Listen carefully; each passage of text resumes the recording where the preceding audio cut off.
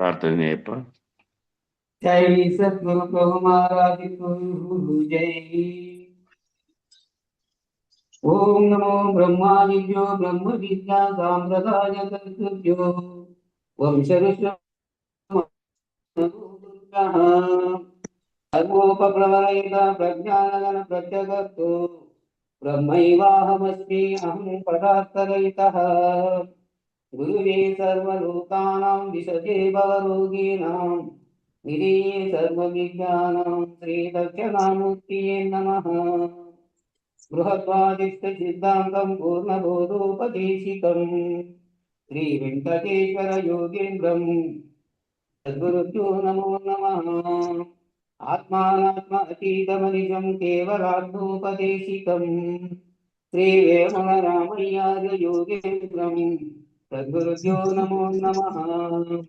चराचरमतीतं च अचलपूर्णोपदेशिकं श्रीपूर्णानन्द सद्गुरुभ्यो नमो नमः। पूर्णबोधसुधानिधिं पूर्वपुण्यफलप्रदं वेदान्तानन्द सद्गुरुं वेङ्कटरमणार्य गुरुं भजे। पूर्णानन्दपुरयार्य पुत्ररत्ना महागुरुं कृष्णानन्दं विभुं दैवं श्रीकृष्णमूर्ते नमः। परब्रह्मानन्दवर्षं परापरसमादर्शं ज्ञानाज्ञानतीतानन्द श्री अस्वत्तार्य नमोस्तुते। सर्वकालाकालप्रत्यक्षं सर्वोत्तमसुशाश्रितं विरहितानन्दगुरुं श्रीवेङ्कटाचार्यं भजे।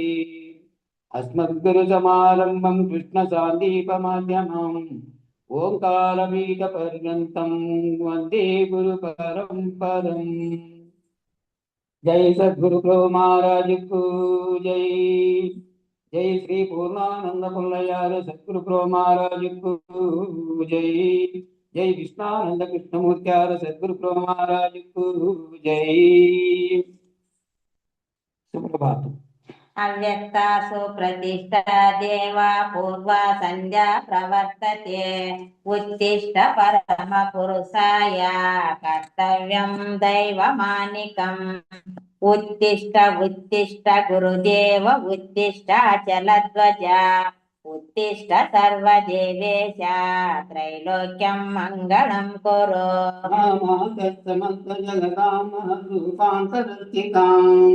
हिरण्यगर्भमनोहर दिव्यमूर्ति श्रीनिलगुरु श्रीधर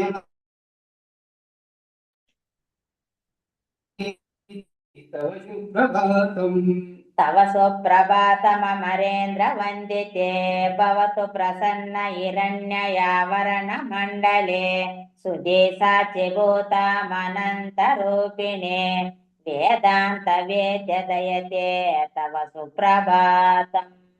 अत्रादिसप्तविषयानुपाससंज्ञाम् आकाशतत्त्वमवन्नरहिताखिलान्तरस्ताम् ब्रह्मैव रूपत्वमेव परमात्मतत्त्वम् श्रीभागवत कृष्ण भूमप्रभो तव सुप्रभातम्।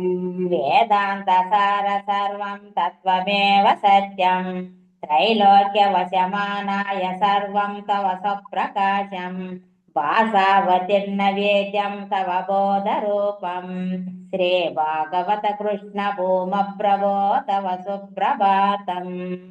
न शब्दं पङ्कजं चाचानैवातितत्त्वम् निःशब्दशब्दतीतं निजतत्त्वरूपम् तेजोऽन्धकाररहितं बाह्यस्वरूपम् श्रीभागवत कृष्ण भूमप्रभो तव सुप्रभातम्।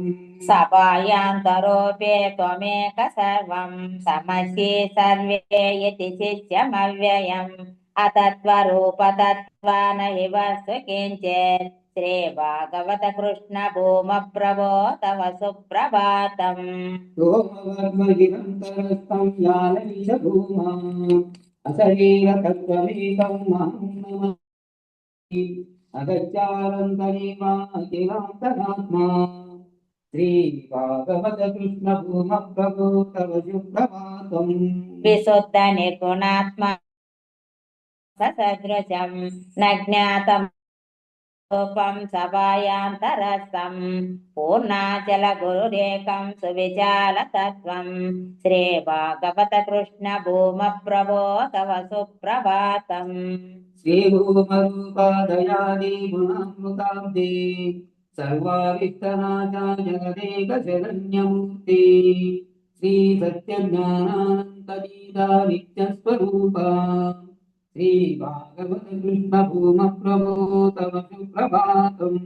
అజ్ఞానమూలహరణం తవ చరణ తీర్థం గురుపాద స్థాన తీర్థం గుణరూపరహితం త్వం వినా న కించితాతీరం అవినాశతత్వం శ్రీ భాగవత కృష్ణ భూమ ప్రభో తవ సుప్రభాతం. చిత్తం స్వప్నాంతరస్థం లిఖితం బ్రహ్మీశ తత్వం శుద్ధేషు శుద్ధానివచ పరిపూర్ణతత్వం ఏషాం ప్రభాత సమయే స్మృతిరవిత భాషాం ప్రజ్ఞాం పరతసులభం పరమం ప్రసూతి శ్రీ భాగవత కృష్ణ భూమ ప్రభో తవ సుప్రభాతం. శ్రీ పూర్ణానంద పుల్లయాయ తవ సుప్రభాతం. శ్రీ వేదాంతానంద వెంకటరమణాయ తవ సుప్రభాతం. శ్రీ కృష్ణానంద కృష్ణమూర్త్యాయ తవ సుప్రభాతం. జై సద్గురు ప్రభు మహారాజ్ కు జై. జై శ్రీ పూర్ణానంద పుల్లయారి సద్గురు ప్రభు మహారాజ్ కు జై. హిందుగల గురుభక్త మండలీకు జై. గురు పరంపరకు జై. జై సద్గురుదేవ. జై గురు. జై గురు. అందరికీ జై గురు. గురు పరంపరంకు జై.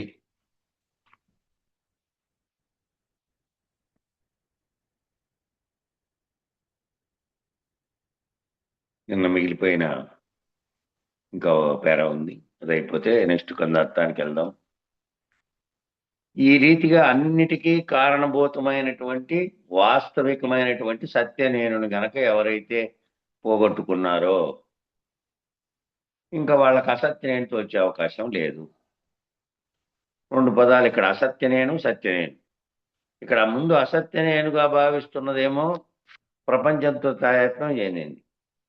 ప్రపంచమే నేను, ఆ ప్రపంచంలో చూస్తున్న దాన్ని దృశ్యంగా భావించుకుంది.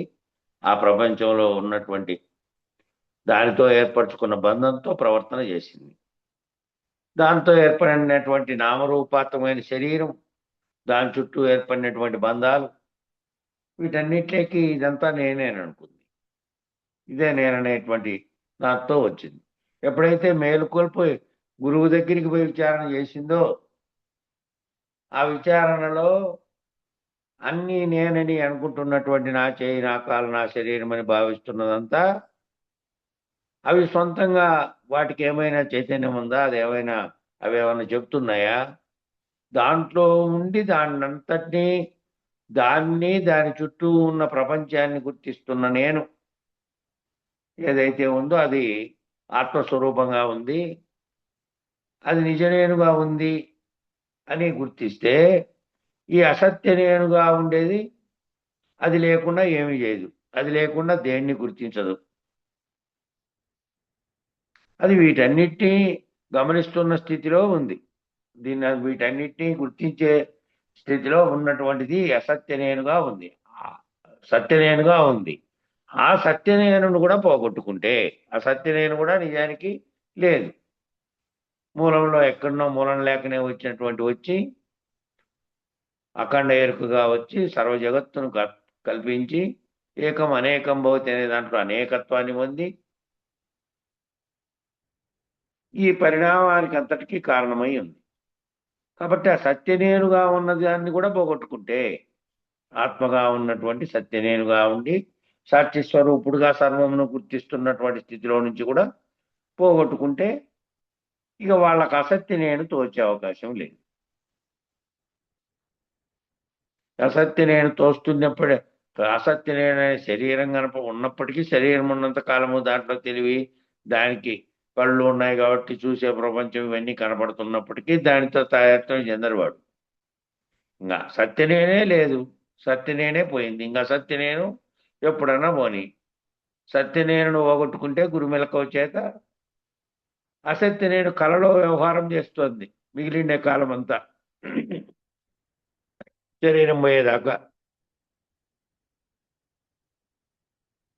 కాబట్టి అది లేనిదని తెలుసుకోమన్నారు. దాన్ని పోగొట్టుకోరు. అసత్యనేను ఎలాగూ సత్యనేను గురించి తెలిస్తే ఇది తోచదు. తోచినప్పటికీ ఇది కలలో జరుగుతున్న వ్యవహారంగా భావిస్తారు. కాబట్టి అది మూలంలో ఏది సత్యనేనుగా భావిస్తుందో అది కూడా లేదు. అది కూడా లేనప్పుడు సృష్టి లేనప్పుడు ఏదైతే ఎప్పటికీ ఉందో పరిణామ వికారం లేనటువంటిది ఉందో అదే ఉంది. దానికి ఏ లక్షణాలు దీనికి ఉన్నవి లేవు. దానికి ఉనికే లేదు. అది లేనిదని తెలుసుకోమంటున్నారు. అలా చేసేదానికి అమల విధానం అని పేరు. ఇది ఉన్నదని చెప్తూ పోతే అధిష్టాన ఆశ్రయ పద్ధతిగా అది గట్టిపడిపోతుంది. ఉన్నది ఏంది, ఉన్నది అనేది తెలుసుకుంటూ పోవాలి. లేనిది అనేది తొలగించుకుంటూ పోవాలి. అట్లా గట్టిపడిపోయి ఒకటి లేదంటాడు, ఒకటి ఉందంటాడు. ఈ లేనివన్నీ పోగా ఒకటి ఉన్నది, ఆ ఒక్కటే సర్వమునకు కారణమైనది. అది కూడా పోతే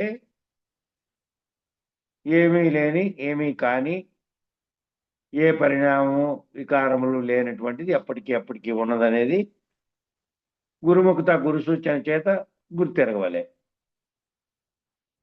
ఈ ద్వంద్వ పద్ధతి పోదు, ద్విపుటి పోదు. ఈ త్రిపుటి దాటినట్టు కనపడ్డా కూడా ఈ త్రిపుటి దాటినట్లు కనపడినా ఆ ద్విపుటి ఏమో పోదు. కాబట్టి ఆ ద్విపుటి మళ్ళా ఉంటే మళ్ళా పుట్టేస్తుంది, బహు పుట్టేస్తుంది. బహు అంటే ఏకత్వం నుంచి అనేకత్వం అయిపోతుంది. ఆ ఏకం ఉన్నా సరే ఒకటి రెండు అవుతుంది, రెండు అనేకం అయిపోతుంది. కాబట్టి చక్కగా బిందువాకాశ పరిధిని దాటి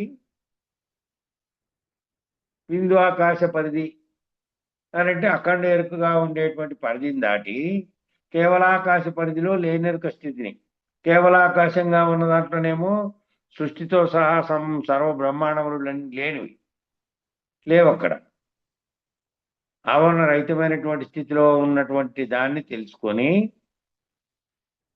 కైవల్య స్థితి ఎందు నిలకడ చెంది బట్టబయలు స్థితి ఎందు ధృవీకరించబడాలి. కైవల్య స్థితిలో కైవల్యము అంటే కేవలము అనే పదమే కైవల్యము అనే మరో రూపం. కైవల్యం చెందాడు అంటే ఏంటి? ఇవన్నీ లేనటువంటి స్థితులు దాటినటువంటి ఈ మూడు రకాల స్థితుల్లో నుంచి దాటినటువంటి కైవల్య స్థితి. మళ్ళీ మూడవస్థల్లోకి కిందికి దిగొచ్చే స్థితి కాదు అది. కైవల్య స్థితిలో నిలకడ చెంది బట్టబయలు ఎందు స్థితి ఎందు దృఢీకరించబడి, బట్టబయలు స్థితిలో దృఢీకరించబడేకి నామరూపాత్మకమైన నేను లేదు. అఖండ ఎరుక ఏ దానికైతే సర్వము తోచి సంకల్పించి సృష్టికి కారణమైందో అది కూడా లేదు. అది లేదు. బ్రహ్మాండ పిండాండములు రెండులు లేనటువంటి స్థితిలో పోతే ఇక ఏకత్వం ఉంది, మళ్ళీ అనేకత్వం ఉందాలనే మాటే లేదు. మాట మాట్లాడేవాడు లేడు. సర్వము లేనటువంటి స్థితిలో బట్టబయలు స్థితి ఎందు దృఢీకరించబడితే అక్కడ నిలకడ చెందమని చెప్పాడు. అక్కడ నిలకడ చెందితే ఆ బట్టబయలు స్థితి అర్థమయ్యి భావన ఊహలోనే తెలుసుకోవాలి. ఏదో వస్తువు రెక్క చూపించేది కాదు. కాబట్టి ఆ స్థితిలో దృఢీకరించబడి నిలకడ చెంది ఉంటే చందమని ఆ కృష్ణప్రభువులు చెప్పుతున్నదంతా అదే.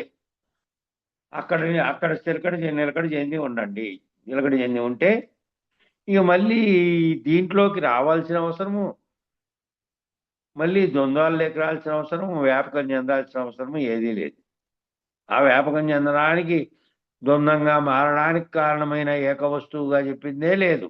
అది కూడా లేకుండా అయిపోయింది. కాబట్టి ఆ స్థితిలో నిలకడ చెందాలి అని అంటే నిజనేను వ్యవహార నేను నుంచి నిజనేనుకు ఎదిగి నిజనేను లేనిదేను, నిజనేనే ఈ సృష్టికి కారణమైంది, నిజనేనే ఇదంతటికీ సంకల్పించింది. అది కూడా లేకపోతే నిజనేను అబద్ధపు నేనని రెండు నేనులు కూడా లేవు. అసలు నేనే లేదు. లేనటువంటి దాంట్లో ఉందని కానీ చెప్పడానికి కానీ ఏమీ లేదు. ఆ స్థితిలో స్థిరీకరించబడాలి అనేది అక్కడ చెప్పారు. ఈ భూతాకాశానికి ఏమో ఆవరణం ఉంటుంది. ఇది ఆకాశం అని భావించకుండా ఈ భూతాకాశం కేవలాకాశం. భూతాకాశానికి ఏమో ఆవరణం ఉంటుంది, ఈ కేవలాకాశానికి నిరావరణం, ఆవరణం ఉండదు. ఆ స్థితిగా గుర్తించవలసిందే కోరుతాను. 75వ కందార్థం చెప్పన్నా. జై గురు. తన మూలము తల్లిదండ్రులు తన వలెనే వారు వారి తల్లిదండ్రులకు తన వలెనే గాని అన్యముగన జనన స్థానమొకటి గలదాన తరమా బ్రహ్మాదులా కది తెలియ తరమా. వినుము ఈ బ్రహ్మాండ జననాము నీ నాయందునైనాది నీయుగాదని వేరే ఇంకోటి గలదాన తరమా బ్రహ్మాదులా కది తెలియ తరమా. జై గురుదేవ్. జై గురు. భారతంలో ఒక కథ కనపడుతుంది. నిజానికి దాన్ని సినిమాలో కూడా పెట్టారు. చూసే వాళ్ళు ఉంటే వాళ్ళకు గుర్తు రావాల. అభిమన్యుడు వీరాభిమన్యు సినిమాలో ఆ దృశ్యాన్ని ఇప్పుడు చెప్పే భారతంలో కథను పెట్టారు. అభిమన్యుడు చనిపోయాడనే వార్త తెలియగానే తీవ్ర మోహితుడైనటువంటి దుఃఖంతో ఉన్నటువంటి కథ అది. భారతంలో కథ కనపడుతుంది. అర్జునుడు స్వర్గానికి వెళ్ళాడు. దేవేంద్రుని ఆహ్వానం మేరకు స్వర్గానికి వెళ్ళాడు. సశరీరంగా వెళ్ళాడు. ఈ దృశ్యం కాదు, అయితే అది వేరే దృశ్యం. ఇది కూడా దృశ్యం సినిమాలో ఒకటి ఉంది, అది దీనిలాగే ఉంటుంది. ఇది వేరేది. ఇదేమో ఈ సశరీరంగా దేవేంద్రుని ఆహ్వానం మేరకు వెళ్ళాడు. వెళ్ళిన అర్జునునేమో ఊర్వశి మోహించింది. ఈయన చూసి, ఈయన నరుల్లో నరుడు ఈయన. నిజానికి ఇంకా పరమపది స్వర్గానికి పోయినాడంటారే, అక్కడ పోయేది కాదు ఇది. బొందితో పోవడం, ఆత్మ పోవడం అని 2 రకాలు పెట్టారు. పోయినాడు. పోతే ఆయన మోహించిందంట. మోహించి పని పాట లేదా ఇంకేమి మోహించింది. ఎందుకంటే ఆమెకేం పని, అని పాడడమే కదా, పాడడము నృత్యం చేయడమే ఆమె పని. మోహిస్తే ఆయన సారీ చెప్పాడు. అమ్మా ఇదంటా నాకు కుదరదు, నాకు అలాంటి ఆయన ఆర్జవం కలిగినటువంటి ఇంద్రియ జయం కలిగినటువంటి వాడు.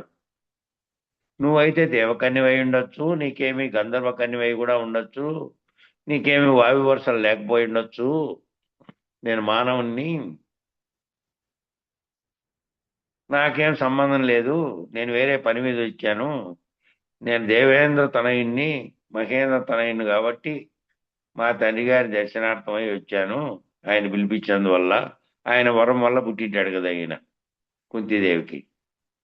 వారి ఆహ్వానం మేరకు వచ్చాను కాబట్టి నువ్వు నాకు పరస్త్రీవి, మాతృ సమానురాలు, నాకు ఎట్టి ఇచ్చలేదు, ఈ అంశంలో ఆసక్తి లేదు కాబట్టి నన్ను క్షమించి నీ కోరికను తిరస్కరిస్తున్నందుకు నన్ను విడిచిపెట్టు అని అంటారు.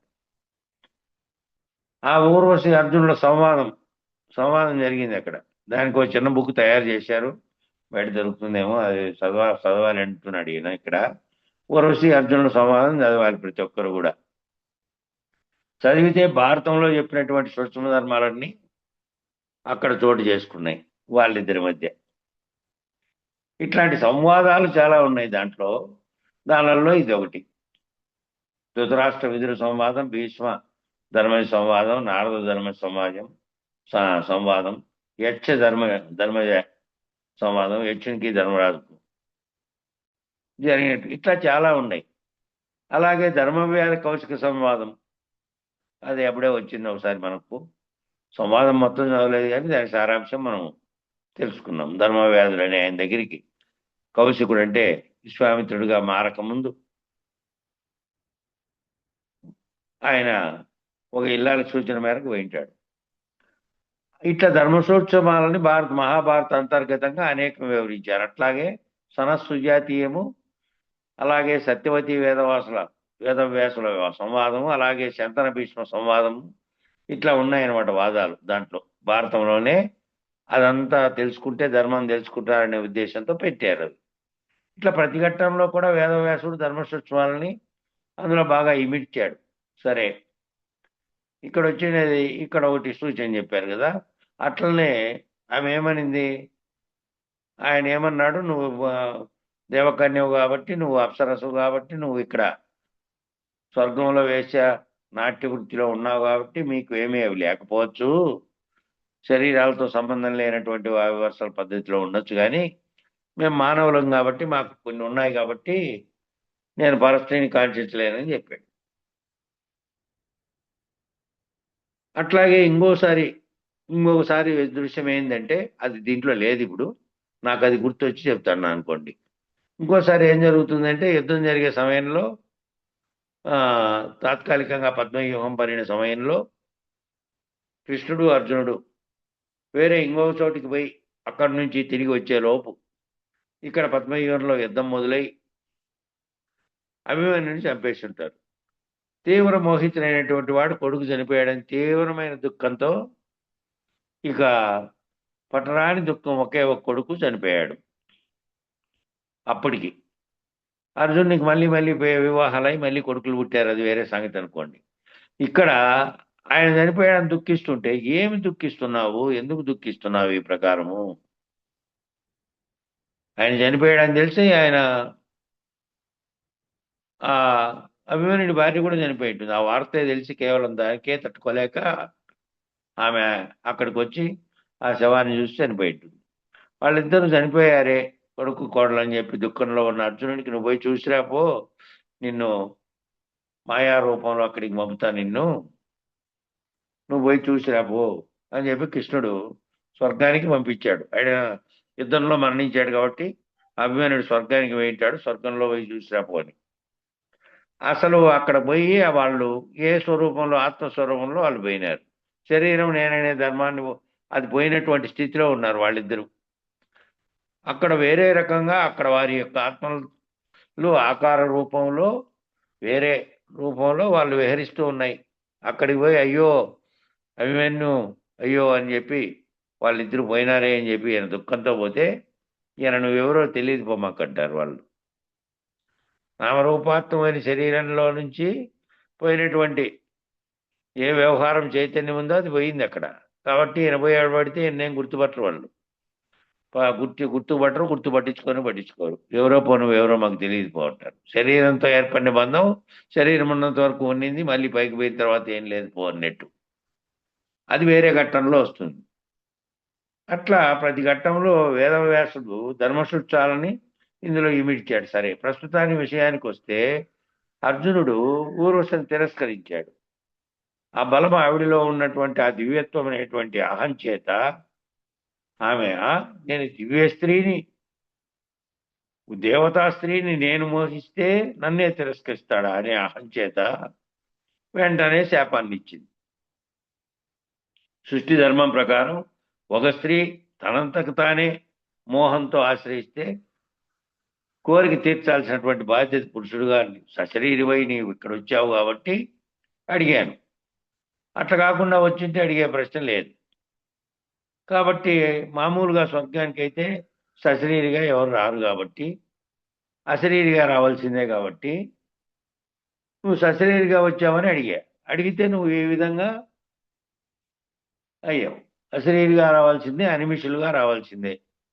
నువ్వు సామర్థ్యంతో శరీరిగా వచ్చావు కాబట్టి, సామర్థ్యం దేనికి ఉంది? దానికి ఉంది, శరీరానికి. కాబట్టి దాంతో సహా వచ్చావు కాబట్టి నువ్వు మానవుడివి అయినా సరే ఇక్కడ ఉన్నంతసేపు దేవత కిందే లెక్క. కాబట్టి స్వర్గంలో ఉన్నా సరే, ఉన్నావంటే దేవత కిందే లెక్క. కాబట్టి నీ వావివర్సల వ్యవహారం, నువ్వు చెప్పినటువంటి ధర్మాలన్నీ మానవలోకానికి సంబంధించినవే కానీ దేవలోకానికి సంబంధించినవి కావు, చెల్లవు. అంటే ఉన్న లోకాన్ని బట్టి ధర్మం మారిపోతుందయ్యా, నువ్వు ఆ లోకంలో పోయిన తర్వాత అవి పట్టించుకోపో, ఈడ లేదు అని వాదించింది. ఉన్న లోకాన్ని బట్టి ఆశ్రయించిన ధర్మాన్ని బట్టి మారిపోతుంది. ధర్మం అనేది ఎప్పుడు మారిపోతూ ఉంటుంది, ఒకటే ధర్మం ఉండదు, అట్లే ఉండదు. కాలాన్ని బట్టి వచ్చే మార్పుల వల్ల ధర్మము, దాంట్లో చట్టము అన్నీ మారుతూ ఉంటాయి అని చెబుతుంది. కాదు, మారదంటాడు అర్జునుడు. మన వాళ్ళు కూడా అంతే, వీలు కుదిరితే చేద్దాంలే, లేకపోతే మానేద్దాంలే, లేదంటే అమెరికా వెళ్తే మానేద్దాంలే, అమెరికా పద్ధతిలో ఉందాంలే, ఏ దేశంలో కంటే ఆ దేశం ప్రకారం ఉండాలి కదా, ఆ దేశం నియమాలు, ఆ దేశం పోయినాం, మనం ఏమైనాం, ఆ దేశం నియమాల ప్రకారం ప్రవర్తించాల్సిందే. తేడా వచ్చిందే, మామూలుగా కాదు ఫైన్. ఏమిటికైనా $500 ఫైన్. $500 అంటే 50,000.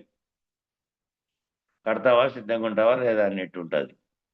అంత స్ట్రిక్ట్గా ఉంది కాబట్టి ఇప్పుడు నేను చరిత్ర చెబుతున్నది కూడా ఏం కారణం చేత రాత్రిపూట అంటే, ఎందుకు మనం ఇట్లా అయిపోయినాం, వాళ్ళు అట్లా అయిపోయినారు, ఇది తెలుసుకుందాం, కొంతమంది అయినా తెలుసుకుంటారు అని చెప్పి చరిత్ర పూర్వగతులు, చరిత్ర తర్వాత వచ్చినవి చెప్తూ ఉన్నాం. ఇప్పుడు వాళ్ళు ఎట్లా పాటిస్తున్నారు ఏంటి అనేది తెలుసుకుంటే కోసం.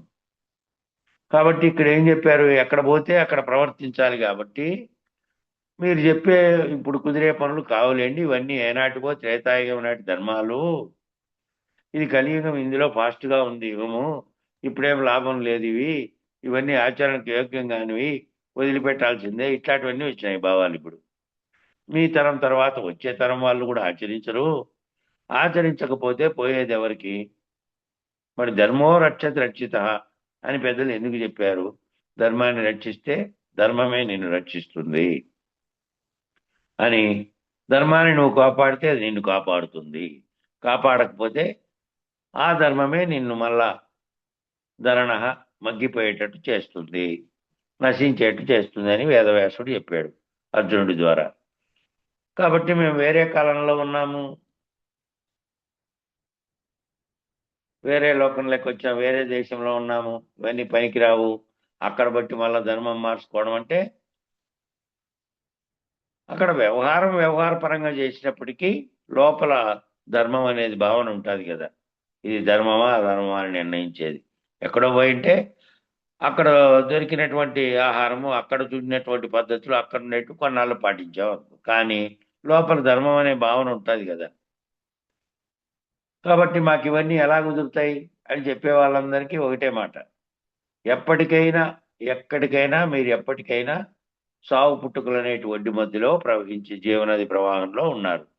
ఎప్పటికైనా మీరు మళ్ళీ ఉంటారా, ఏమన్నా పోతారు. మళ్ళీ జనములు ఎత్తుకుంటూ మళ్ళీ పుడుతూ ఉన్నటువంటి మీరు ఇది ప్రవాహంలో ఉన్నారు, ప్రవాహం మధ్యలో కొట్టుకుపోవాల్సిందే తప్పదు అని తెలుసుకోక తప్పదు. ప్రవాహ వేగంలో మీరు కొట్టుకుపోక తప్ప, అలా కొట్టుకుపోయిన ప్రతి ఒక్కరూ తప్పక మళ్ళా పునః జనన మరణ చక్రంలో పడి నలిగిపోక తప్పదు.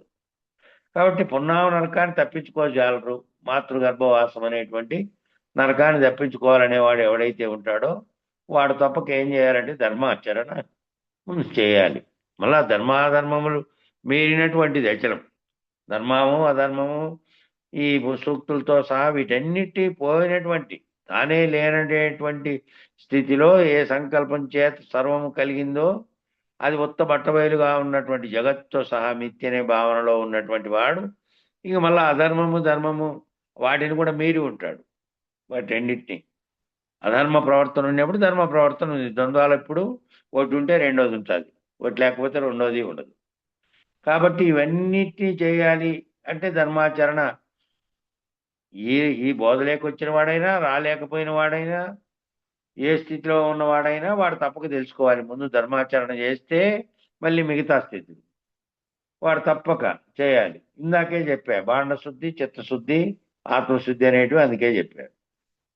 అది పొందితేనే మల విక్షేప దోషాలను పోగొట్టుకొని ఆవరణ దోషాన్ని పోగొట్టుకొని సిద్ధపడిన వాడైనటువంటి వాడై అర్హత కలిగినటువంటి వాడై దాన్నే మళ్ళా ఇక్కడ పునః చెప్తున్నాడు అనమాట ఈ కందార్థంలో. కాబట్టి ఊర్వశి తనకుండేటువంటి దైవబలం దివ్యత్వం అనే అహంకారం చేత వినియోగించి ఆమెకు శక్తులు ఉన్నాయి కాబట్టి దేవతాలోకంలో అర్జునుడికి శాపం ఇచ్చింది. అతను ధర్మాన్ని ఆచరించినప్పటికీ శాపగ్రస్తుడు అయ్యాడు. అయినా సరే అర్జునుడు ఏమి దుఃఖించలే. ఆ దైవానుగ్రహం ఉన్నందువల్ల ఏదో నువ్వు ఇచ్చిన శాపం కూడా ఇక దైవరీతి ఆ విధంగా ఉందేమోలే అని ఊరికే అయిపోయాడు. ఆగ్రహం నువ్వు చెప్పేట్టు ఏమి చేయలేవులే అన్నట్టు. అట్లా ఈ ఈశ్వరానుగ్రహం ఉంటే మధ్యలో ఈ మిగిలిన వాళ్ళు చెప్పేవేమి పనికిరావు, ఇవి కూడా వరములే. అయితే మంచిది, మీరు ఇచ్చిన శాపం కూడా నా జీవితంలో వరంగానే పనికి వస్తుందిలే అన్నాడు. అని నమస్కారం పెట్టి వెళ్ళిపోయాడు. కాబట్టి జ్ఞానికి ఎప్పుడు కూడా ఈ ప్రపంచంలో ఎవరైనా ఏదైనా అతనికి ఏమైనా చేశారనుకోండి, జ్ఞానికి వ్యతిరేకంగా ఏదైనా ప్రవర్తించడమో ఏదో చేశారనుకో, వాళ్ళకేమి చెల్లవు. ఈశ్వరానుగ్రహం అనేటువంటి స్థితిలో ఉంటాడు. కర్మఫలాన్ని లెక్క చేయని స్థితిలో ఉంటాడు. ఏదైనా రానిలే, ఏది వచ్చినా సరేననే పద్ధతిలో ఉంటాడు. తానే అశరీర స్థితిలో ఉంటాడు. అట్లా పొందినటువంటి స్థితిలో ఉంటాడు. కాబట్టి జ్ఞాని ఏముంది ఇట్లాంటివన్నీ ఏం చేయలేవు అనే పద్ధతిలో ఉంటాడు. అతనికి ఏం కనపడవు. ఎవరైనా ద్రోహం చేసినా వాళ్ళు ఆ కర్మలో పడి కొట్టుకుపోవాల్సిందే. అంతేగాని ఈయనేం మళ్ళా శాపమేడు. దుర్మార్గంగా వాడు చేశాడంటే వాని కర్మ ఖచ్చితంగా ఉంటుంది మళ్ళా. కాబట్టి కర్మ ఫలితాన్ని వాడు అనుభవిస్తాడు. ఈయనకేం దానివల్ల దుఃఖం రాదు. ఎందుకంటే ఇవన్నీ ఆకాశం నుండి చూస్తూ ఉంటాడు. ఆకాశ పరిధిలోకి పోయి చూస్తుంటాడు. ఇందుకు చెప్పినటువంటి కేవలం ఆకాశ పరిధిలో ఉన్నటువంటి వానికి ఈ ఆవరణతో కూడిన ఆకాశము, దాంట్లో ఉన్న జగత్తుతో తాదాత్మ్యతే లేదు. లేని స్థితిలో ఉంటాడు. గగన సదృశంగా ఉంటాడు. వీడికి ఏం పెద్ద విలువ లేదు. జనన మరణాలు, సుఖదుఖాలు, చక్రభ్రమణంలో ఏర్పడేటువంటి రాత్రి పగలు వీటికి ఏ ప్రాధాన్యతను ఇవ్వడు జ్ఞాని. శోకమోహాలు ఇలాంటివన్నీనేమో ఉండవు. శోకమోహములు, జనన మరణములు, చుత్తుపిపాసలు, ఆకలి దప్పులు ఇవన్నీ ఎప్పుడున్నాయి? ఇక్కడ శరీరమైనగా ఉన్నప్పుడు ఉన్నాయి. వీటికే ప్రాధాన్యత ఇవ్వడు. అక్కడ ఉంటే ఉంటుంది, పోతే పోతుంది అనుకుంటాడు. అందువల్ల అలా సాక్షిగా చూస్తూ తానే లేనటువంటి లక్ష్యాన్ని తన లక్షించినటువంటి వాడై ఉంటాడు. సరే, ఆ శాపాన్ని వరంగా మార్చేస్తాడు దేవేంద్రుడు తర్వాత కథలో. అది బాగుంది. సరే, ఈ సమస్య ఇప్పుడు మీకు ఎందుకు చెప్పాము అని అంటే, మనం ఎక్కడి నుంచి వచ్చాము? తల్లిదండ్రుల దగ్గర నుంచి వచ్చాము. వాళ్ళు ఎక్కడి నుంచి వచ్చారు? వాళ్ళ తల్లిదండ్రుల దగ్గర నుంచి వచ్చారు. వాళ్ళు ఎక్కడి నుంచి వచ్చారు? వాళ్ళ తల్లిదండ్రుల నుంచి వచ్చారు. ఇలా ఎంత లెక్కించినా, ఎన్నేళ్ళు, ఎన్ని లక్షల సంవత్సరాలు లెక్కించుకుంటూ పోయినా ఒక్కటే సూత్రం. శరీరం అనేటువంటి భావనతో శరీరాలు వచ్చాయి. ఆ శరీరాలకు ముందు శరీరాలు, ఆ శరీరాలకు వాళ్ళ తల్లిదండ్రుల శరీరాలు, వాళ్ళ తల్లిదండ్రుల శరీరాలకు వాళ్ళ తల్లిదండ్రుల శరీరాలు, ఇట్లా శరీరగతంగా వస్తూ ఉన్నాయి. ఆ మొట్టమొదటిది ఎట్లొచ్చిందో తెలియదు. ఆ మొట్టమొదటిదేమో మూలం లేకుండానే వచ్చిన అవ్యక్త స్థితిలో నుంచి వ్యక్తమై సంకల్పించి తాననే రూపం ధరించి మాదంకారం చేత అనేకత్వం పొందాలనే కోరికతో వచ్చింది అని చెప్పారు. అలా రావడానికి మూలం ఏమిటి అంటే, ఆ మూలం లేదు కాబట్టి మూలం లేని గుర్తెరిగే శరీరం అన్నారు. కాబట్టి ఈ లెక్కేసే మతం చెప్పింది ఏంటంటే, కృష్ణ మార్గానికి సంబంధించిన మతాలు ఆడమ్ అండ్ ఈవ్, మొదటి పురుషుడు మొదటి స్త్రీ, వాళ్ళు చెప్పిండేది ఏది? క్రైస్తవంలో చెప్పిండేది మొట్టమొదట ఓ పురుషుడు స్త్రీ వచ్చారు, వాళ్ళు భూమి మీద ఉన్నారయ్యా, వాళ్ళు ఆదాము అవ్వ అని చెప్పారు. ఆడమ్ అండ్ ఈవ్ ఇంగ్లీష్లో, తెలుగులో ఆదాము అవ్వ. వాళ్ళ ద్వారా ఈ సృష్టి జరిగింది అన్నారు. సరే, మీరేమంటారన్నాం. అయ్యా, మా బాబు వాళ్ళల్లో ఆ రకమైన లక్షణాలు, ఆ దేహాలు ఏర్పడాలి అంటే సంకల్ప స్థితిలో కామేశ్వరుడు ఉండాలయ్యా. ఆ కోరిక ఎవరికైతే పుట్టిందో వాళ్ళిద్దరూ ఉండాలి కదా. ఆ పుట్టినటువంటి వాళ్ళతో మళ్ళా పుట్టేకి వాళ్ళకి సంకల్పం లేనిదే ఎక్కడి నుంచి పుడతారు? ఆ సంకల్ప స్థితిలో ఉన్నటువంటి కామేశ్వరులే అంతటా వ్యక్తమైనటువంటి ఈ జీవరాశి అంతటా వ్యక్తం కావడానికి ఎవరికో మొదట కలిగినటువంటి సంకల్పం వల్ల కోరిక పుట్టి, ఆ కోరిక వల్ల ఈ అనేకత్వాన్ని పొందేటువంటి పద్ధతి వచ్చింది. ఈ జీవరాశి అంతా ఏర్పడింది. అనేక జీవరాశులుగా మళ్ళీ విడిపోయింది. మొదట పుట్టిన ఒక ప్రాణి అయినప్పటికీ అనేక రూపాల్లో పరిణామం చెందినాయి. పరిణామ సిద్ధాంతం చెప్పిండేది అది. పరిణామం చెందినాయి, వేరు రూపాంతరాలు చెందినాయి. కోతిగా ఉన్నది, చింపాంజీగా ఉన్నది, మానవుడుగా ఉన్నది, ఇవన్నీ ఒక స్థితిలో ఉండి వేరు రూపాంతరం చెందినాయి. మళ్ళీ కొంతమంది మానవులుగా, కొంతమంది అదే ఆకారంలో అదే పద్ధతిలో ఉన్నాయి. ఒక్క జీవుడు మాత్రం మానవుడు ద్విపాదిగా మారాడు. అవన్నీ చతుష్పాదులుగా అట్లే ఉంటాయి. కాబట్టి వీటన్నిటికీ కారణమైనటువంటిది ఎంత ఏమిటి అంటే ఇద్దరు ఉన్నారు. ఆ ఇద్దరు ఎవరు? సృష్టికి మొదలెవరు? మొదల్లో కారణమైన తండ్రి తల్లి ఉండాలి కదా. అందుకని జగత పితరవు వందే పార్వతీ పరమేశ్వరవు అన్నారు. వాళ్ళిద్దరూ మొదటిళ్ళయ్యా. ఆ సృష్టి సంకల్పం కలిగినది ఒకరికి, ఆ కోరికతో కూడినటువంటి ప్రకృతి, ఈ రెండు కలిసి సంగమించిన తర్వాత వచ్చినది సర్వ జగత్తు రావడానికి కారణమైంది. ఒకరేమో శక్తి స్వరూపంలో, ఒకరేమో భౌతికమైనటువంటి బ్రహ్మాండ స్వరూపంలో దానికి కర్తగా ఉన్నారు. కలిగింది, అందరికీ కలిగింది. తల్లిదండ్రి, అందరికీ తల్లిదండ్రి ఎవరయ్యా అంటే ఆ కామేశ్వరి కామేశ్వరులే. అనగానే ఇద్దరిలో కామన్ ఉన్నది ఏంది అంటే ఈశ్వరత్వము. ఇది కామన్గా ఉండేది ఏంది? ఒకటేమో శక్తి స్వరూపంగా, ఒకటేమో భౌతిక వస్తువుగా. కామము లొంగిన వాడైన జీవుడు, కోరిక లొంగిన వాడైన జీవుడు. ఈశ్వరత్వానికి లొంగిన వాడేమో దేవుడు. వాడైతేనేమో దేవుడయ్యాడు. కానీ అక్కడ ప్రకృతితో కలిసి జీవుడుగా ప్రతిబింబ చైతన్యంగా పుట్టినటువంటి ప్రాణుల్లో తన అనేకత్వాన్ని వ్యాపింపజేశాడు. ఆ వ్యాపింపజేసి సర్వంగా అనేక జీవులుగా అనేకత్వాలని వచ్చినాయి.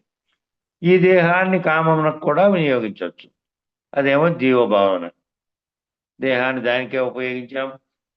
మళ్ళా పిల్లలు తర్వాత వచ్చేసి కావాల్సినటువంటి పోగు చేసుకోవాల్సినటువంటి సంపదల కోసం ఇతరత్ర అన్నిటినీ ఉపయోగించాం.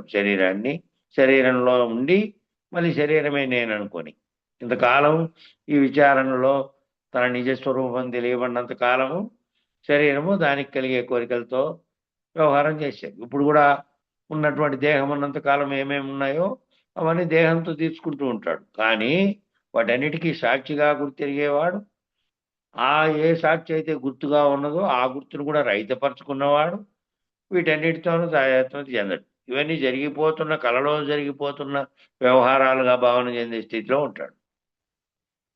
కాబట్టి ఇది జీవభావన, దేహాత్మ భావన. అది ఇదే దేహాన్ని దివ్యత్వానికి కూడా వాడవచ్చు, ఈశ్వరత్వానికి కూడా వాడవచ్చు. అప్పుడు దేవుడు ఇంతే, దేవుడు కూడా ఇంతే. అప్పుడు దేవుడు అయ్యాడు, ఇప్పుడు జీవుడుగా భావన చెందితే జీవుడు. తాను జీవుడు కాదు, ఏదైతే మొదట సంకల్పించిన చైతన్యంగా ఉన్నదో బ్రహ్మాండం అంతటికీ కలిపి దానికంటే నేను వేరుగా లేననే స్థితి లేకపోతే తానే ఆ ఈశ్వరుడు అన్న స్థితి. కాబట్టి కామేశ్వరులు ఈ రెండింటినీ అనుగ్రహించగలిగినటువంటి సమర్థులు. మనలో రైట్ బ్రెయిన్, లెఫ్ట్ బ్రెయిన్ ఉన్నాయి. రైట్ బ్రెయిన్ అంటే కుడివైపు ఉండే మెదడు, లెఫ్ట్ బ్రెయిన్ అంటే ఎడమవైపు ఉండేటువంటి మెదడు, పకాయలు. ఒక దాంట్లో రైట్ బ్రెయిన్ ఏమో కామేశ్వరుడు, లెఫ్ట్ బ్రెయిన్ ఏమో కామేశ్వరి. ఈ రెండింటి మధ్య సంయోజన వియోజనాలు జరుగుతూ ఉంటాయి. ఈ సంయోజన వియోజనాలే సంకల్పాలు. అవి పుట్టడానికి కారణమైన రెండింటి మధ్య అనుసంధానం అలా ఏర్పడుతూ పోతూ ఉంటాయన్నమాట. వాటన్నిటికీ కారణమైనది అక్కడే ఉంది, మెదడులో ఉన్నటువంటి సంయోజనం. అవన్నీ అరిషడ్ వర్గాలు ఇత్యాదులన్నీ లెఫ్ట్ బ్రెయిన్ బలంగా పనిచేసింది అనుకో, ఎడం భాగం, ప్రకృతి భాగం ప్రధానంగా పనిచేసే వారందరికీ జీవభావం బలంగా ఉంటుంది. వాళ్ళకు ప్రకృతితో తాదాత్మ్యం చేసి పనిచేసే వాళ్ళందరికీ ఎడం వైపు బ్రెయిన్ బాగా పనిచేస్తుందంట. వాళ్ళు దాంతో తాదాత్మ్యం చెంది జీవుడుగా బలపడేటువంటి పద్ధతిలో ఉంటారు, అహంకార పద్ధతిలో ఉంటారు, ప్రకృతితో తాదాత్మ్యంతోనే ఉంటారు ఎప్పుడు. అంతే తప్ప దానికి అతీతంగా ఉన్నటువంటి స్థితిని గుర్తిరగలేరు. ఆ విధమైనటువంటి తాను అంటే శరీరం అనే దాంతో ఉంటారు. రైట్ బ్రెయిన్ బాగా పనిచేసే వాళ్ళందరికేమో సాక్షిత్వం బలంగా ఉంటుంది. వీటన్నిటిని గుర్తించి వాటికి అతీతంగా పైనుండి తనలో ఏం జరుగుతుందో గుర్తెరగగలిగినటువంటి సాక్షి స్థితిలో ఉంటారు. ఇలా కూడా తేలింది ఏమిటి అంటే విజ్ఞాన పరంగా, సైన్స్ పరంగా తేలింది. చిన్న మెదడు, పెద్ద మెదడు అని 2 మెదడులు ఉన్నాయనేది సైన్స్ పరంగా చేరింది. ఓ దాంట్లోనేమో మొత్తం అంతా ఈ వాసనాపూర్వకమైనటువంటి జ్ఞాపకాల దొంతరలన్నీ ఒక దాంట్లో ఉంటాయి. ఆ వాసనాపూర్వకమైనటువంటి దొంతరలన్నీ ఒక దాంట్లో ఉంటే ఒకటేమో ప్రకృతితో మమేకమైనటువంటి శరీరం అనేటువంటి పద్ధతిలో శరీర తాజాత్వంతో ఉన్నటువంటి దాంతో ఒకటి ఉంటుంది. అందుకని బాగా తాగిండే వాళ్ళు శరీర తాజాత్మతను మర్చిపోతారు. చిన్న మెదడు పనిచేసేటప్పుడు ఏం చేస్తారు అంటే ఈ ఏదైతే జ్ఞాపకాలు తొంతరిగా వాసనాపరమైనవి ఉన్నాయో ఆ దాంట్లోకి ప్రవేశించి ఏవేవో వర్ణడానికి ఇంకా ఏంటంటే పాత ఇవి అవి అన్ని వర్ణడానికి దాంట్లోకి పోతారు. స్మృతులన్నీ దీంట్లో కలిగి ఉన్నాయి కాబట్టి ఆ చిన్న మెదడు స్థితిలో. కాబట్టి సైన్స్ తేల్చినదే అది. 2 రకాలుగా ఉన్నాయి లోపల అనేది సైన్స్లో తేల్చినటువంటిదే. ఇంకా అవన్నీ ఎందుకు పుడుతున్నాయి అనేది కూడా పరిశోధన చేశాడు అనుకో ఒక ఆయన. అదే ఆయన గురించి కూడా మీకు చెప్పా. సిగ్మండ్ ఫ్రాయిడ్ అనే ఆయన 160-170 ఏళ్ల క్రితమే చేశాడు ఆ పరిశోధన. కాబట్టి వీళ్ళంతా దేహముగా కలిగినటువంటి వారు. ఏదేమైనప్పటికీ మనువులు ఏర్పడ్డారు. మనువులు అంటే మనస్సు కేంద్రంగా ఉన్నటువంటి, మనస్సే దేహంగా కలిగినటువంటి వాళ్ళు ఏర్పడ్డారు. మిగతా జీవుల్లాగే పరిణామం చెందినప్పటికీ వాటికి మనస్సులో తీవ్రమైనటువంటి ఈ విధమైనటువంటి విశ్లేషణ చేసేటువంటి బుద్ధి ప్రభావం లేదు వాటికి. తత్కాలవత్తుగా అవి ఎట్లా ప్రవర్తిస్తున్నాయో, దేహంలో ఏం జరిగితే దాని ప్రకారం ప్రవర్తిస్తున్నాయి అవి. ఇక్కడేమో మనస్సే దేహంగా కలిగినటువంటి వాడు ఏర్పడ్డాడు. ఆ తర్వాత ప్రజాపతులు ఏర్పడ్డారు. ఆ ప్రజాపతులను సృష్టి చేయమన్నారు బ్రహ్మగారు. ప్రజాపతులు సృష్టి చేశారు. ఎవరు ఎన్ని రకాలుగా చెప్పినా తల్లి తండ్రి లేకుండా సృష్టి లేదు. తల్లి తండ్రి అనేటువంటి 2 ఉన్నాయి. ఒకటేమో పురుషంగా ఉంటే ఒకటేమో ప్రకృతిగా ఉంది. ఆ 2 లేకుండా ఒకటి మాత్రమే ఉత్పత్తి చేసే మార్గం కానీ ఇంకోటి కానీ లేదు. ఒకటేమో నిజనేనుగా ఉన్నటువంటి పురుషుడు అంటే ఏమిటి? స్త్రీలో కానీ పురుషుల్లో కానీ ఇద్దరిలోనూ ఏది దేహిగా ఉండి ఏ ఆత్మస్వరూపంలో ఉండి చైతన్యంగా పనిచేస్తుందో అది ఉంది పురుషుడుగా. మిగిలిన దేహం ప్రకృతిగా ఉంది. దానికి కోరిక కలగడానికి కారణం అదే ఉంది అక్కడ. కాబట్టి ఈ రెండిట్లోనూ ఉన్నటువంటి కోరిక అనే దానివల్ల ఆ 2 లేకుండా ఉత్పత్తి అయ్యే పరిస్థితి లేదు. జన్మ కలగాలంటే ఓ జీవి పుట్టాలంటే ఆ 2 కలయిక అనేదే అసలైన స్థితి.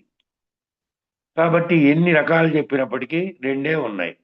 ఆ 2 సరే ఏకకణ జీవి అయినటువంటి అమీబా లేకపోతే లేదు. 2 పుంలింగ స్త్రీలింగం ఒకే దాని యందు అద్భుతమైనటువంటి సృష్టి కూడా ఉంది.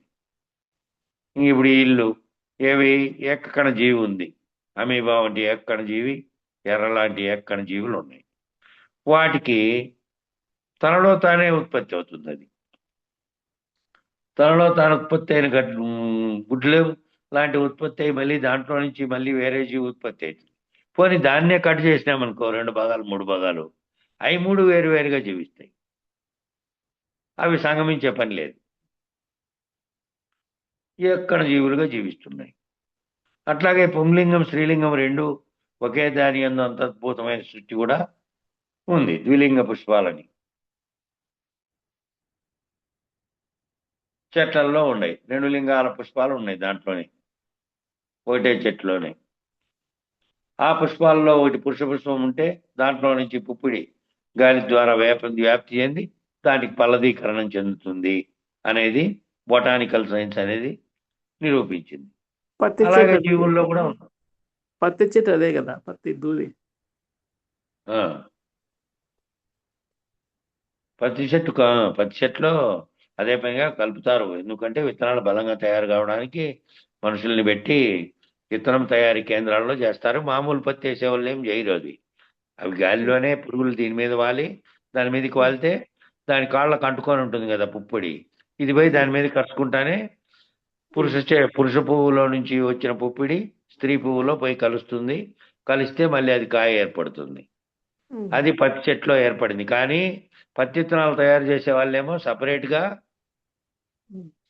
ఏం చేస్తారు, ఈ మగ పుష్పాలను గుర్తించి కట్ చేసి దానితో దాన్ని కలిపి దానికి ఒక కవర్ తొడిగేస్తారు.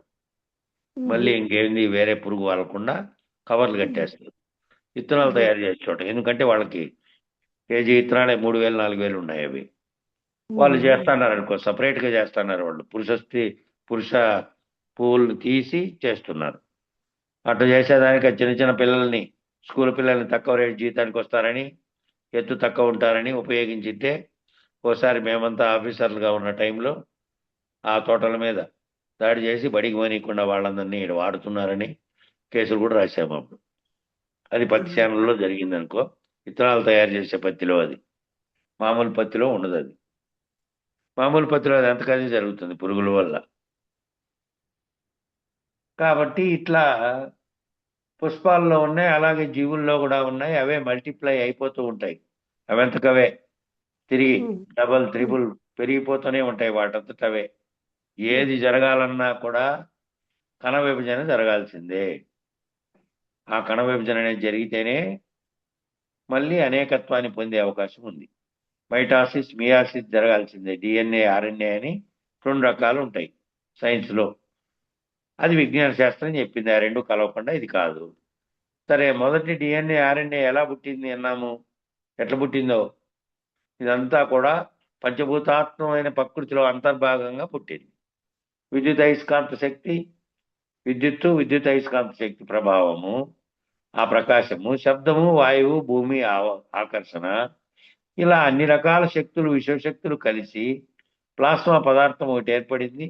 ఆ పదార్థంలో డిఎన్ఏ, ఆర్ఎన్ఏ అనేటివి ఏర్పడినాయి. పంచభూతాలు ఎప్పుడైతే కలిశాయో వాటిలో ఏర్పడిన పదార్థాలతోనే డిఎన్ఏ, ఆర్ఎన్ఏలు కలిసి మొట్టమొదటి జీవి లక్షణాలు అనేటివి ఏర్పడినాయి. అనేటువంటి లక్షణాలు ఎట్లా వచ్చాయి? జీన్స్గా ఏర్పడ్డాయి. ఆ జీన్స్ ఒకదానితో ఒకటి సంయోగం చెందుతూ కణ విభజన జరుగుతూ సృష్టి అంతా జరిగింది. ఆ సృష్టి అంతటికీ కారణమైన డిఎన్ఏ, ఆర్ఎన్ఏ మూలకాలను కూడా ఇప్పుడు మానవుడే సైన్స్ ద్వారా గుర్తించాడు. ఇవి ఒక క్రమసృష్టి సిద్ధాంతాన్ని, విజ్ఞాన శాస్త్రం చెప్పింది. కానీ మనం దాంతో అన్వయించుకొని దాన్ని పోల్చుకొని పోవాలి. సరే, అయితే ఇప్పుడు ఏమంటామంటే, తన మూలం తల్లిదండ్రులు తన వలనే వారు వారి తల్లిదండ్రులకు తన వలనే గాని అన్యము కన జనన స్థానం ఒకటి కలదా అనతరమా? ఇంకోటి ఉంది, దీనికంటే వేరే స్థానం ఉంది అనే చెప్పడానికి వీలుందే? మూలం లేకపోతే ఆ మూలంలో జగత్ ఏర్పడినప్పుడు ఏవి పనిచేసినాయ్యా? ఈ తల్లిదండ్రులు పనిచేసినట్టు ఏ కణాలు ఏవి గెలిచినాయి ఎక్కడ అంటే ప్రకృతి, పురుషుడు. వాళ్ళని మళ్ళీ ఏమన్నారు? జగత పితరవు వందే పార్వతీ పరమేశ్వరవు. ఆ మొట్టమొదటిగా చెప్తున్నారు కాబట్టి బ్రహ్మాండాధిపతి, ఆయన కర్తగా, ఆమె ప్రకృతిగా కలిశాయి. ఆ రెండింటి వల్ల ఉత్పత్తి అయింది. మళ్ళీ అవి పునః పరిణామం చెంది విస్తరించినాయి. ఇక మూలంగా వేరే మూలం ఉందని ఎంతకాలమైనా వెతుకు, వేరే మూలం ఉందా తయారు కావడానికి? వేరే మూలం అనేది ఏమీ లేదు. ఎంతకాలం అన్నా ఎత్తుకుంటావో, ప్రతి జీవి పుట్టుకు వారి తల్లిదండ్రులు ఏముంటాయో ఉంటాయి కారణం. అట్లాగే వెనక్కి పో. మొత్తం సృష్టి అయినప్పుడు ఇప్పుడు ఇందాక పైన చెప్పిరే 2 పదార్థాలు కలిసి డిఎన్ఏ, ఆర్ఎన్ఏ అనేటువంటి జీన్స్ ఏర్పడి ఒకదానితో ఒకటి సంయోగం చెందుతూ కణ విభజన జరిగి సృష్టి అంతా కూడాను వేరువేరు జీవులుగా ఆ కణ విభజనను బట్టి మార్పు చెంది. మరి ఇప్పుడు కృష్ణప్రభు చెప్పినటువంటి దీనిని బట్టి స్థానం ఇంకోటి కలదా అని అనతరమా? మా తల్లిదండ్రులు చంద్రమండలం నుంచి వచ్చారని ఎవరైనా చెప్పగలరా? మా తల్లిదండ్రులు ఆకాశంలో నుంచి వచ్చారని చెప్పగలరా ఎవరైనా? భూమి మీదే పుట్టారు. వాళ్ళ తల్లిదండ్రులు వందే పుట్టారు. ఇంకో రకమైనటువంటి ఎక్కడి నుంచినో వచ్చారు, ఉన్నట్లుండి స్వయంభూగా వెలిశారు. ఇవన్నీ కథల్లో చెప్పినట్టు చెప్పేకైతుందే? లేదు. దానికి కారణ వస్తువుగా ఒకటి ఉంటేనే, కార్యకారణాల సంయోగం జరిగితేనే జరిగినాయి తప్ప వేరుగా ఉన్నాయి అనేకలేదు. ఎక్కడి నుంచినో వచ్చారు చంద్రమండలం నుంచి అనేకలేదు. కాబట్టి భూమండలం మీదే పుట్టారు అందరూ. మన తల్లిదండ్రులు, వాళ్ళ తల్లిదండ్రులు, వాళ్ళ తల్లిదండ్రులు అందరూ ఈ భూమండలం మీదే పోయారు. ఇక్కడే పుట్టారు, ఇక్కడే పోయినారు. అంతకుముందు కోటాను కోట్ల సంవత్సరాలు పోయిన వాళ్ళంతా ఇక్కడే పుట్టారు, ఇక్కడే పోయారు. అంతే తప్ప వాళ్ళందరూ పోగా నువ్వు మాత్రమే శాశ్వతంగా ఉంటావా చెప్పు. పని ఇప్పుడు ప్రశ్న వేసుకో. వాళ్ళందరూ పోయినారు, ఇక నువ్వు ఉంటావా అని ప్రశ్నించడం అన్నమాట. ఇంకేమంటున్నాడంటే ఆ పోయిన తల్లిదండ్రులే ఇప్పుడు మళ్ళీ పుత్రులుగా పుట్టి ఇప్పుడు మళ్ళీ జీవిస్తున్నారని అనగలమా? అన్నామండి అన్నాడు. ఆ పోయిన వాళ్ళు ఇప్పుడు పుట్టారు అంటే నిర్ధారణ ఏమీ లేదు. పోయిన వాళ్ళు పుట్టారంటే పోయిన తానే వెంటనే మళ్ళీ 9 నెలలకే ఇక్కడ పుట్టాలి కదా.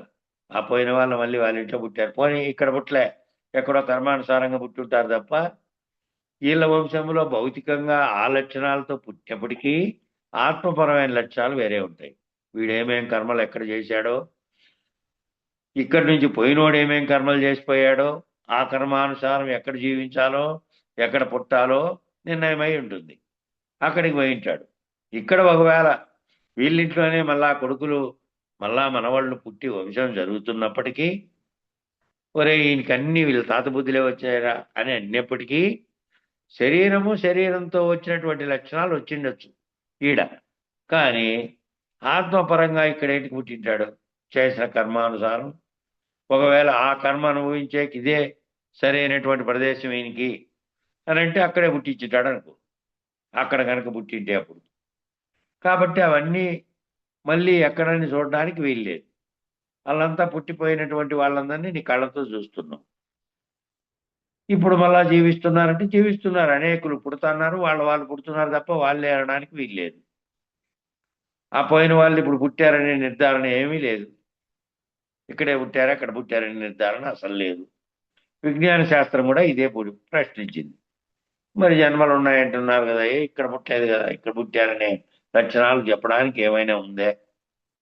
ఏనాడో భూమండలం మీద 3 కోట్ల మంది ఉన్నారు. భూమండలం మీద ఒకప్పుడు ఆ 3 కోట్ల మంది ఇప్పుడు దానికంటే ముందు అసలు ముగ్గురే ఉన్నారు. అంతకుముందు నలుగురే, ఇద్దరు, ఆ ముగ్గురు 3 కోట్లు అయ్యారంటే ఈ ముగ్గురు ఎవరు?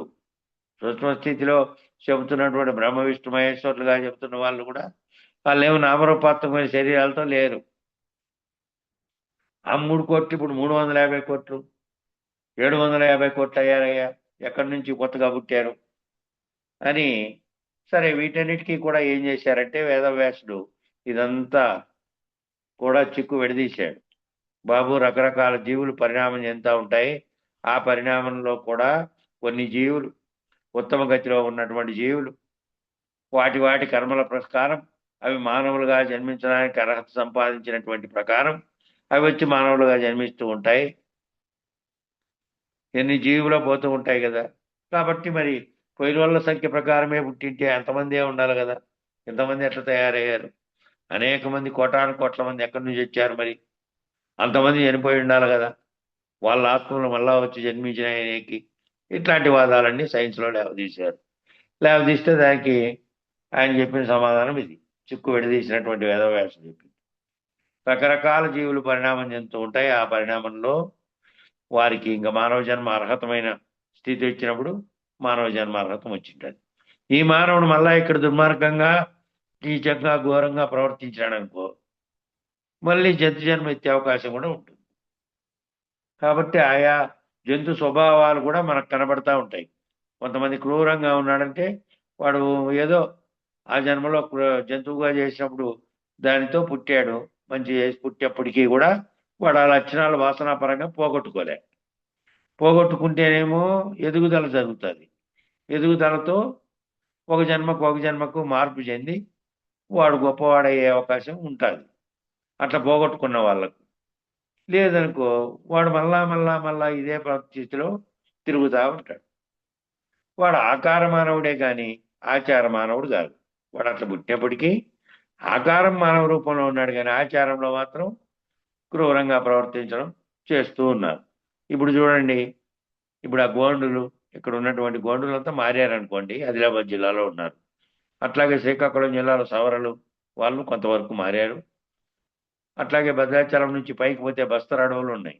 అవి పెద్ద అడవులు, 300 కిలోమీటర్లు మొత్తం అడవే ఉంటుంది. అట్లాగే మధ్యప్రదేశ్లో అడవి ఉంది.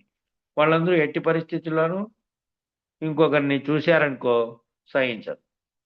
వాళ్ళు ఏం చేస్తారు, బాణానికి విషం పూసితారు, దూరం నుంచి చేసి పారేస్తారు. ఎవడో వచ్చాడు కొత్తవాడు, ఇక్కడికి రాకూడదు. ఎవరన్నా పరిశోధన చేసి అటవీ అధికారులు పోయినారంటే వాళ్ళకి అదే భయం పాపం, వీళ్ళు ఎక్కడ బాణాలు వేస్తారో అని. ఎక్కడో దూరుకుంటూ ఉంటారు ఒక చోట గుహల్లో. ఇప్పటికీ అట్లాంటి జాతులు అట్లాంటివి అనేకం ఉన్నాయి పెద్ద పెద్ద అడవుల్లో. ఇప్పుడు అమెజాన్ లాంటి 14,000 కిలోమీటర్ల అడవి ఉంది ఒకటి, ప్రపంచంలో అతిపెద్ద అడవి అదే. దాంట్లోనే అన్ని రకాల జీవులు ఇంకా మిగిలి ఉన్నాయి. మిగతా చోట్ల లేవు, అన్నీ అంతరించిపోయినాయి.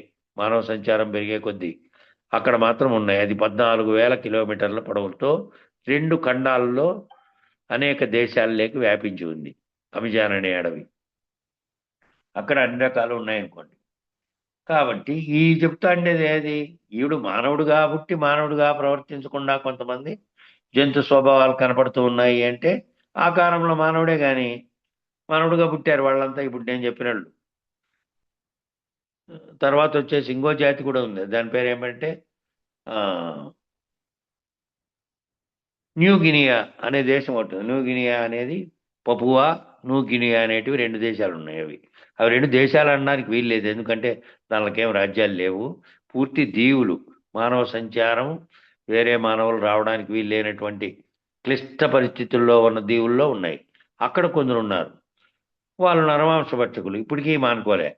వేరే మనిషి ఎవడన్నా పోయినాడనుకో వాళ్ళ జాతి మనిషి కాకుండా బాణం వేసి చంపేయడం, వెంటనే కాల్చుకొని తినడం, ఇవి చేస్తున్నారు వాళ్ళు. వాళ్ళని ఎంత మార్చాలని ప్రభుత్వాలు ఎంతో ప్రయత్నాలు చేస్తున్నాయి. ఆ మిగిలిపోయిన వాళ్ళంతా 300-400 మందే ఉన్నారు. వాళ్ళని ఏం చేయాలన్నా అటు పోయే లోపల వీళ్ళు చేస్తారనేది ఒకటి. వీళ్ళని గవర్నర్లు తీసుకుపోయినా మార్పు చేసేది కష్టం కాబట్టి మార్పు చేయాలనే ప్రయత్నాలు చేస్తూ ఉన్నాయి. ఆ పపువా న్యూ గినియా అని 2 ప్రాంతాల్లో ఉన్నాయి. దాని గురించి నేను ఎప్పుడో ఓసారి వ్యాఖ్యానం చెప్పింటి, మరి అది ఇంకా ఉందో లేదో, ఎప్పుడో 10 ఏళ్ల క్రితం యూట్యూబ్లో ఉంటే మళ్ళీ దీంట్లోకి పెడతా. కాబట్టి ఇంత జంతు స్వభావాలు కూడా మనకు కనబడుతూ ఉంటాయి. మానవ సమాజమే, మానవాకారమే ఉంటుంది మనకి, కానీ జంతు స్వభావం ఉంటుంది. కాబట్టి ఈ మల్టిప్లికేషన్ అనేది సృష్టి ధర్మంగా జరిగిపోతూ ఉంటుంది. ఎప్పుడు ఒకే సంఖ్యామానం ప్రకారం ఉండదు, వృద్ధి చెందుతూ ఉంటుంది, క్షీణిస్తూ కూడా ఉంటుంది. ఈ మొన్న వచ్చేదేంది కరోనా, ప్రపంచవ్యాప్తంగా కోట్ల మందిని తీసుకెళ్ళింది. ఏమంటే ఇప్పుడు విపరీతమైన జనాభా ఉంది కాబట్టి పెద్దగా లెక్కలేదు. ఒకప్పుడు ప్లేగ్ వచ్చింది 1910 నుంచి 20 వరకు, 10 ఏళ్ళు ప్రపంచంలో ఊడ్చేసిందట్లే. ఊడ్చేయడం అంటే ఇప్పుడు అకట్ట వార్తలు లేవు, ఇప్పుడు అకట్ట అన్నీ కనిపెట్టలే, ఇప్పుడు అకట్ట ఏమి వెంటనే ప్రయోగశాలలు లేవు, ఏం లేవు.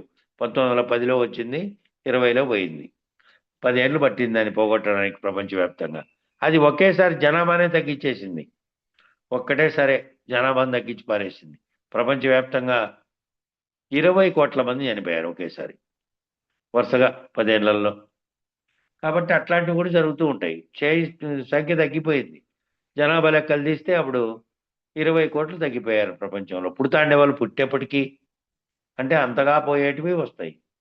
లేదు, జన్మలు జరుగుతూనే అనేక మంది వైద్య శాస్త్రం పెరిగింది, రోగాలతో చనిపోయే వాళ్ళు తగ్గిపోయారు. కానీ ఎవరెవరైతే మార్పు చెందినటువంటి జీవుల్లో నుంచి మళ్ళీ మానవ జన్మెత్తే వాళ్ళు ఉంటారో వాళ్ళు ఎత్తుతానే ఉంటారు. ఇప్పుడు జనాభా తీసుకుంటే 800 కోట్లు ఉంది. కాబట్టి వృద్ధి చెందుతుంది, క్షీణిస్తుంది, చేతపడకండి దాని గురించి అన్నాడు. పోయిన సుబ్బారావు మళ్ళా పుట్టాడు అనుకోండి, సుబ్బారావు నామరూపాలు ఉన్నాయా, కాబట్టి ఆయనే మళ్ళా పుట్టాడనడం కుదరదు. అలా ఒకవేళ పుట్టాడని చెప్పాలంటే కారణ జన్ముడై ఉండాలి, వాడికి ఆ కారణం తెలిసిన వాడై ఉండాలి, ఆ కారణ జ్ఞాన సహితుడై పుట్టినవాడై ఉండాలి. అని ఏడికి తెలుసు, ఇక్కడ పోతానే పోయింది, అది తెలిసినది. అట్లాగనే అంటే అన్నీ తెలుసుకునేవాళ్ళు. అక్కడ తెలియదు కదా, ఈ జన్మ ఈ శరీరంతో పోతోంది అనుకుంటున్నాడు, దాని కర్మలను అనుభవించడానికి అది పోతుంది అనేది ఊహించడు. ఇక్కడ ఏదైతే శరీరంతో చేశాడో ఇదే సత్యం నిత్యం అనే భావనలో ఉన్నాడు. కాబట్టి ఇట్లంతా అయ్యే పని కాదు. ఎక్కడో ఒకరు ఉంటారు, ఎవరో ఒకరు. రేరెస్ట్ ఆఫ్ ది రేర్ అనే శాంపుల్ చెప్పారు. రేరెస్ట్ ఆఫ్ ది రేర్ అంటే ఎక్కడో ఒక చోట నేను అన్నిసార్లు పుట్టాను, నేను ఇన్నిసార్లు పుట్టానని మహావిష్ణువు ఎట్లా అయితే చెప్పాడో దశావతారాల్లో తన దశావతారాల గురించి తానే చెప్పుకున్నాడు. నేను సూర్యుని కంటే ముందున్నవాడిని, యాజ్ఞవల్కునికి చెప్పినా, సూర్యునికి చెప్పినా, తర్వాత మనువునికి చెప్పినా, ప్రజాపతులందరికీ చెప్పినా, ఆ తర్వాత ప్రస్తుతం ఇప్పుడు నీకు చెబుతున్నా అని అన్నాడు భగవద్గీత చెప్పేటప్పుడు, భగవద్గీతలో. మరి నేను ఎప్పటి నుంచో ఉన్నాను, అనాదిగా ఉన్నాను, సనాతనంగా ఉన్నాను, శరీరంగా లేను అని కూడా చెప్పాడు. ఈ శరీరాన్ని ధరించి యావి ఉత్పత్తి అవుతున్నాయో ఆ సమయానికి ఏది అవసరమో దాని ద్వారా పనిచేయించాడు. కృష్ణుడు అనే గర్భం ధరించినట్టు దాంతో ఈ ఆత్మపై పనిచేసి దాని ద్వారా ధర్మాన్ని సంరక్షించడానికి చేశాడు. అంతకుముందు ఆయా జన్మల్లో అన్నిట్లోనూ కూడా నేను స్థూల రూపంగా ధరించినటువంటి స్థితిలో కాకుండా స్థూల రూపంగా ఏది జనించబోతుందో దాని ద్వారా ధర్మాన్ని నిర్వర్తించే పని చేయించాడు. సనాతనం నేను అని చెప్పాడు. ఇట్లా ఇదంతా తెలిసిన వాళ్ళు ఎవరో చెప్పేటువంటి పద్ధతి. కాబట్టి వాళ్ళు ఎక్కడో రేరెస్ట్ ఆఫ్ ది రేర్ శాంపుల్గా ఉంటారు. అందరూ అట్లా చెప్పడానికి వీలు లేదు. సామాన్యంగా చూస్తే తనమూలం తల్లిదండ్రులు అనే చోటు నుంచి రేపు చెప్పుకుందాం. ఈ పేరాకాటికే ఆఫ్ చేసిద్దాం. మంగళం చెప్పండి. మంగళం చెప్పి వెంకటేశు, గీతమ్మ, వెంకటేశు.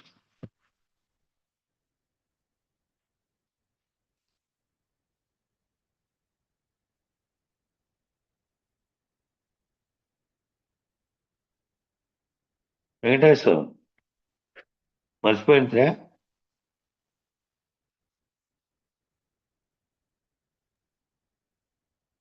మ్యూట్ తీసేసుకోరప్ప, మ్యూట్ తీసేసుకోండి. మ్యూట్ పెట్టుకున్నారా ఏమో.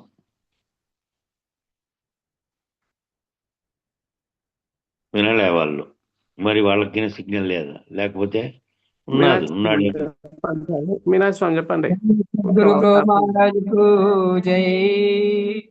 నిర్వికారాయ సకల నిత్య ముక్తిదాయకాయ, నిర్వికారాయ సకల నిత్య ముక్తిదాయకాయ, నిర్గుణాయ నిర్మలాయ నిత్య మంగళం, శుభ సత్య మంగళం.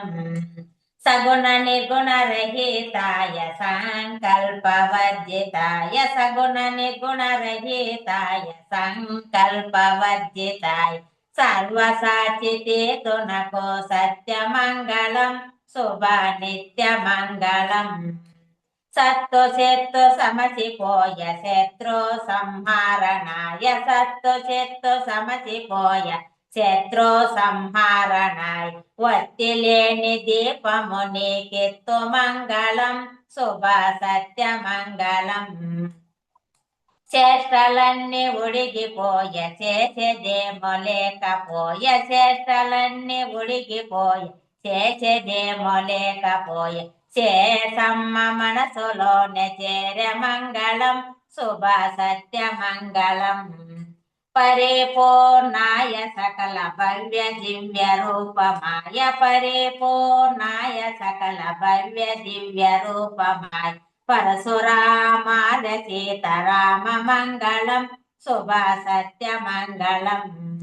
పుట్టుగెట్టు లేనిదాయ పరిపూర్ణ బ్రహ్మమాయ, పుట్టుగెట్టు లేనిదాయ పరిపూర్ణ బ్రహ్మమాయ, పూర్ణానంద పుల్లయాద పూజ మంగళం, శుభ సత్య మంగళం. ఎరుక మరపు లేనిదాయ వేదాంత చేతమాయ, ఎరుక మరపు లేనిదాయ వేదాంత చేతమాయ, వెంకటరమణయ్య వేద్య మంగళం, శుభ సత్య మంగళం. అష్ట కష్ట లేనిదాయ అచల పరిపూర్ణమాయ, అష్ట కష్ట లేనిదాయ అచల పరిపూర్ణమాయ, శిష్య మండలికి ఎప్పుడు శ్రేష్ట మంగళం, శుభ సత్య మంగళం.